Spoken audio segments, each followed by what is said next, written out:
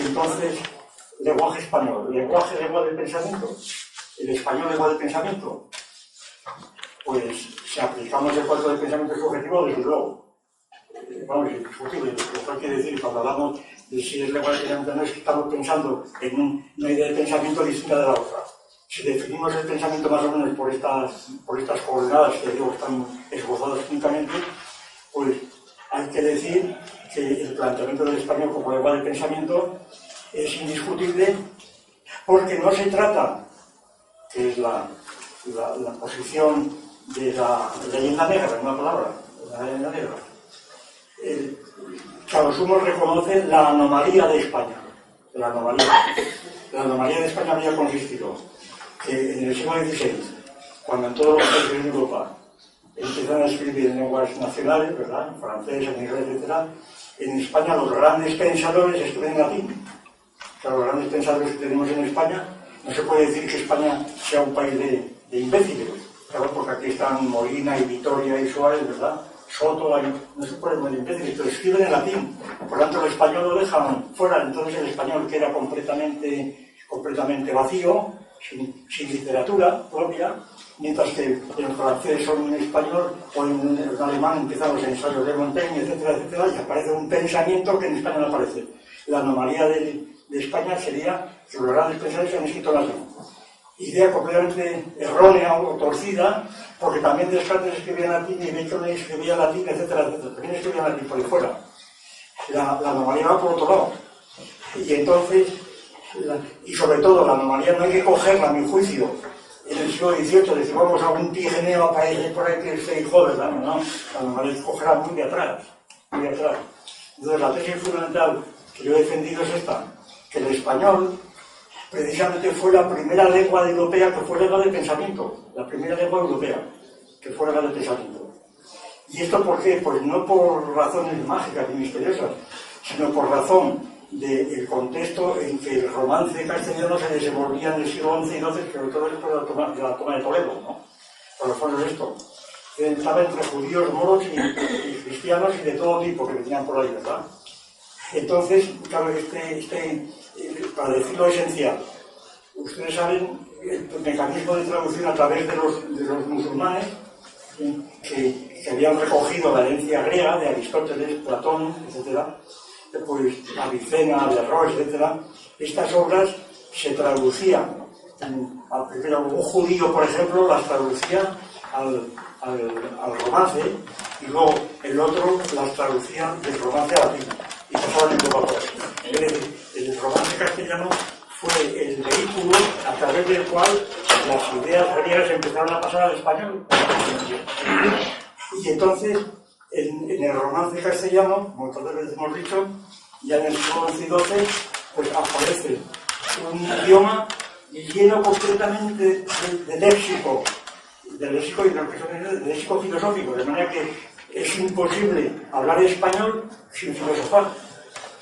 Aparecen, yo he dado una lista de categorías, sustancia, causa, ¿verdad? Palabras tan características que yo no citaba aquí, por cierto. La palabra materia, que es curioso, que no la citaba. La palabra materia, pues es una palabra que, como saben, procede, bueno, tiene dos fuentes, mater y materia, como esto es muy largo de contar. Pero, fundamentalmente, tiene una derivación que es madera, ¿verdad? Madera. Por ejemplo, en el Fuero del Vicencio, pues hay un texto donde dice que pagarán 5 denarios por cada carro de madera, cada carro de materia, que da madera, a diferencia de leña. La leña es para quemar y la madera es para construir, es materia prima, ¿verdad? Materia segunda. Y entonces este carro de materia, pues claro, es un concepto de materia, es un concepto preciso. Esta madera, que no es el leño, es el tronco del árbol que sirve para hacer madera, para el carpintero, para el ebanista. Y entonces, esta madera, claro, es un concepto. Pero es que además del concepto de ahí se generaliza, porque también el barro es madera, en fin, en la cerámica, el bronce es materia, ¿verdad? Y el concepto se generaliza precisamente del CEO. El CEO tiene en la vida de los milagros de la Virgen, tiene un texto, ahí está, que no tengo que poder buscarlo, pero vamos, la idea es esta, que dice materia ungada, ungada quiere decir unificada, y dice, es que es muy bonito el texto, pues ya lo encuentro. Bueno, nada, lo voy a decir así lo que me acuerdo, claro, es que es muy bonito, la cuaderna bien dice, la materia, así como este libro tiene 3 partes y es uno solo, ¿verdad? Así también la Santa Trinidad, ¿verdad? Es materia ungada, porque son 3 personas y una sola deidad. Entonces ahí la materia está aplicada a Dios, no menos.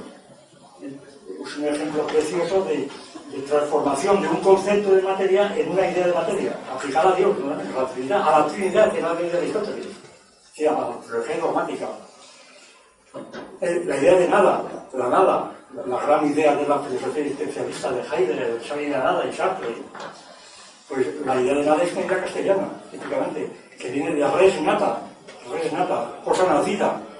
La nada es criatura, es la criatura de Dios. Dios, que es eterno, ha creado de la nada a las criaturas, las sostiene en el ser y las puede aniquilar en cualquier momento.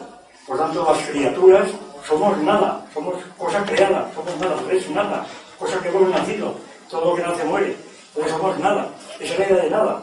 Entonces que me ven a mí ahora con la gran idea de la nada descubierta por Sartre y Heidegger, no me dejes esta historia, lea un poco antes, así de yo la llevo.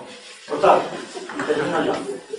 Una de las figuras más importantes, además de Zeus, que tiene pues muchas ideas, digo Zeus porque estamos en la casa de la cosa, ¿verdad?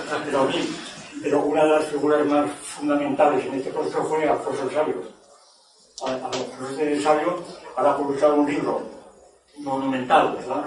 Un profesor de Nueva York también, que me lo había regalado el libro, por cierto, me lo mandó por correo hace un año así.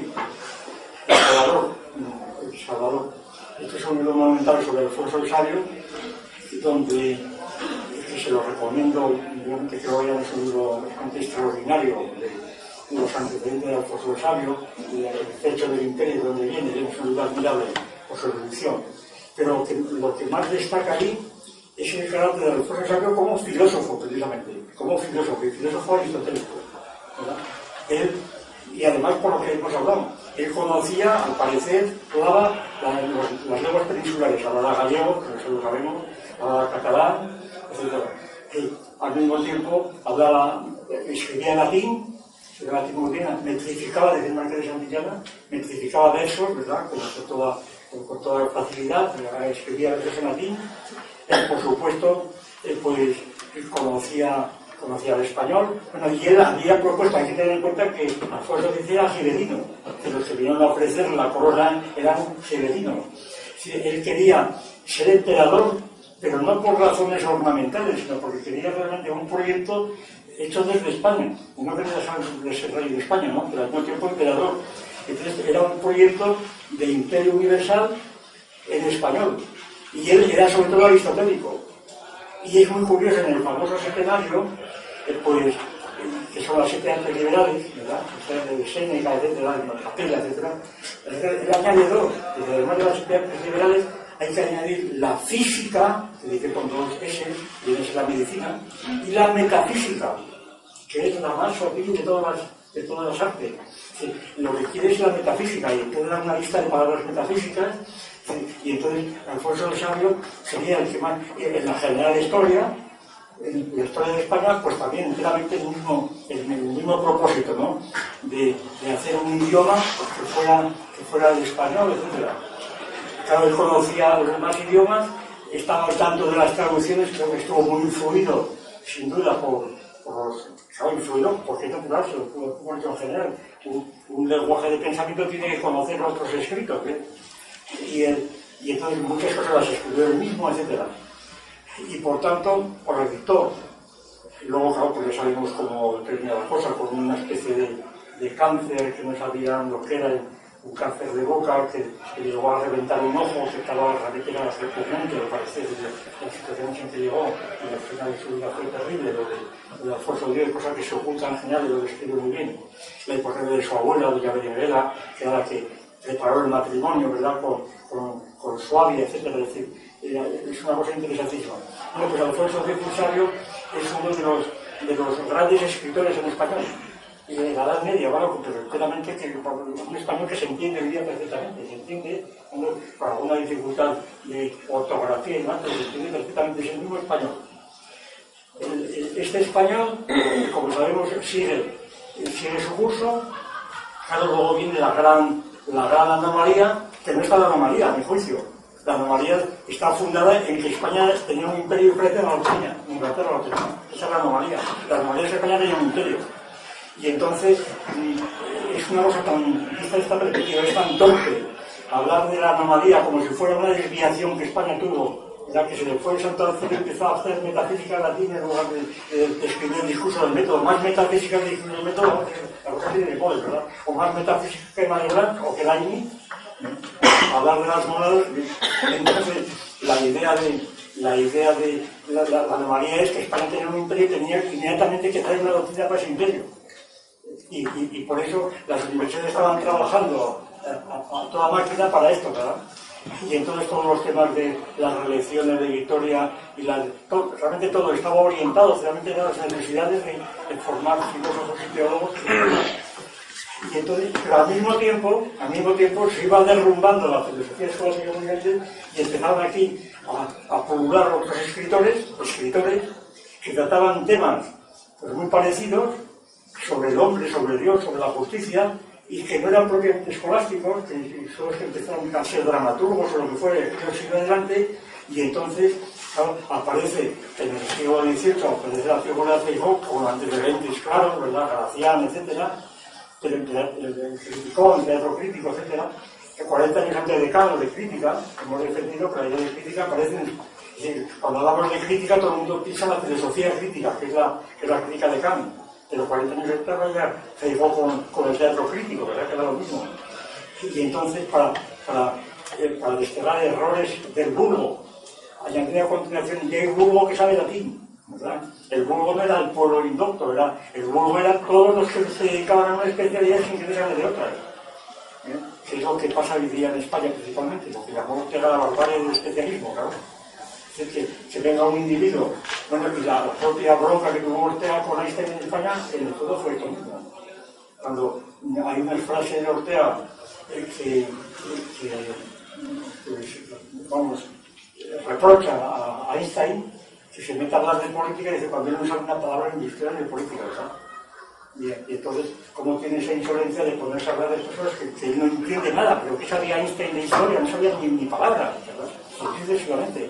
¿O qué sabe Ochoa de historia? Nada, 4 bobadas sobre la Inquisición, que sucesivamente. Entonces, ¿cómo se atreven a hablar de esto? Es como abordan, y las editoriales, claro, pensamiento de un premio Nobel de física sobre, yo qué sé, sobre la historia de España. A mí se me importa, o sobre el mundo, sobre el universo, claro, sobre la química, ¿verdad? Sobre la física, pero no sobre el universo. Bueno, y termino. Leyendo una frase que me parece que la tengo aquí, que no la tengo, pues la escribí así, la recordaré, pero creo que está. Termino, ya que está todo regalada, una frase que dice lo siguiente, termino con esto.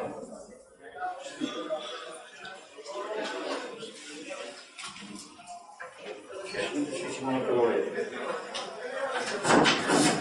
Dice aquí.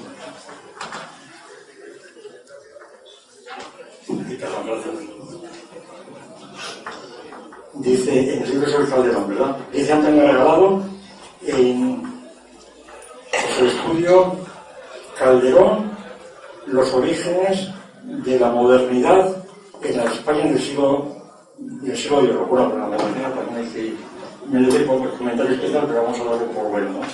La modernidad es una palabra de curas, ¿verdad? La modernidad. Pues dice, a todo el mundo se le escapa, dice Regalado, el prejuicio sobre el catolicismo de Calderón se ha consolidado en el tópico que achaca al gran dramaturgo, impedido por el dogma y la fe, haber perdido el tren del libre examen y haber quedado en tierra afianzado en el terreno firme de creencias antiguas y valores consagrados a la tradición. Casi nadie le ha regateado una portentosa técnica, la de ser el más grande artífice dramático de Occidente, pero casi nadie la idea que lo ha relacionado a Calderón con el pensamiento. Bueno, yo creo que está todo bien.